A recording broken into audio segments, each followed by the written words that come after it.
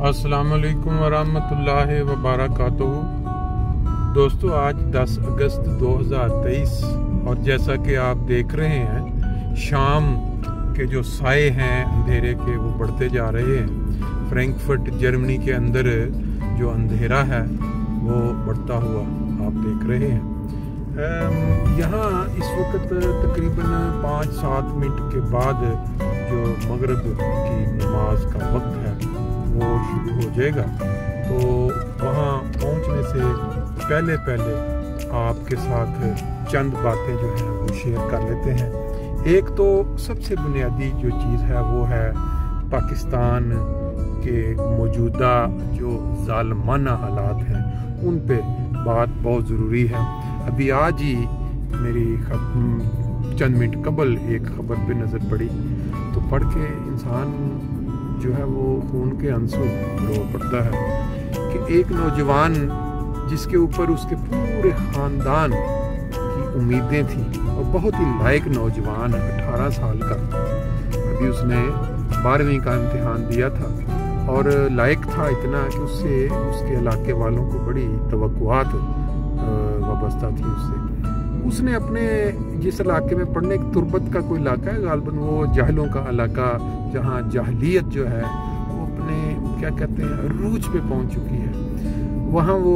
एक tuition centre उसने बना के वहाँ बच्चों को इंग्लिश की तालीम सिखानी शुरू की या पढ़ाना शुरू की। तो वो जैसा कि मैंने बताया इलाका, जिस तरह के माँ बाप, जिस तरह उनके अबाओ अजदाद, आगे औलाद भी जो है वो भी उसी डगर पे,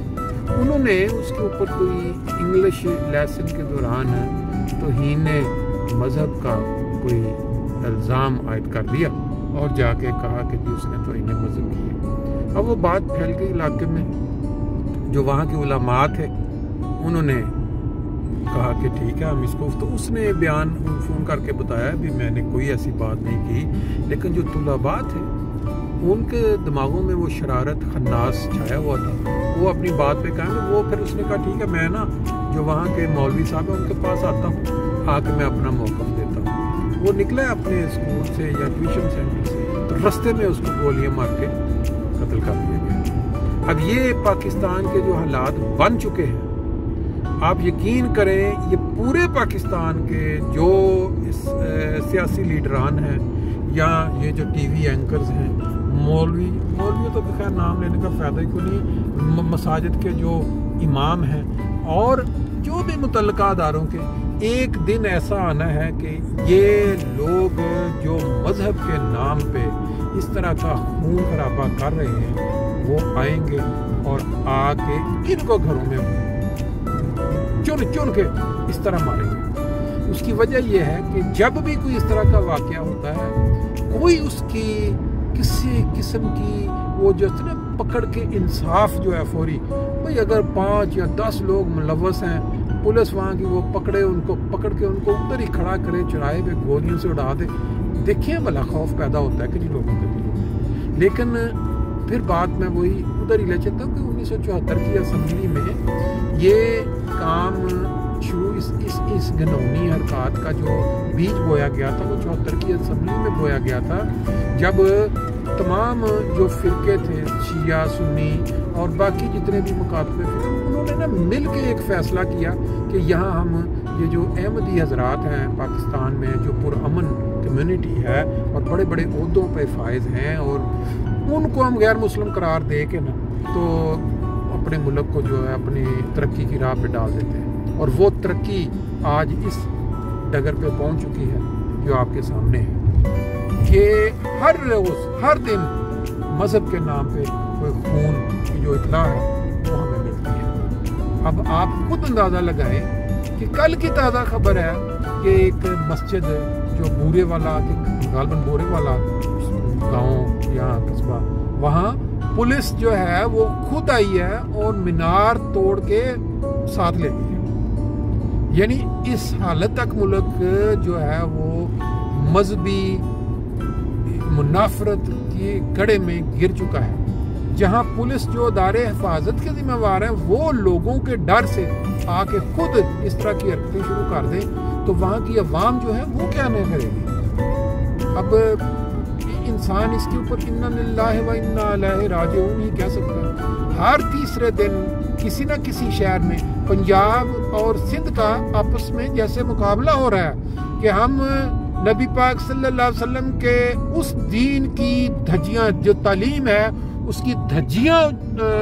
उड़ाने में कौन आगे गुजरता है। कभी सिंध नंबर ले जाता है, सिंध के वो जाहिल लोग नंबर ले जाते हैं, कभी पंजाब वाले आगे बढ़ जाते हैं। अहमदिया मसाजिद के मीनारों को तोड़ने में उनका लगता है आपस में मुकाबला हो रहा है। और अब हालत यहाँ तक पहुँच गई है कि मीनारों के साथ साथ पहले तो ये था कि अहमदी हजरात, बल्कि अब तो ये शिया सुन्नी दूसरे मुकाबले, जरा किसी बंदे की किसी के साथ थोड़ी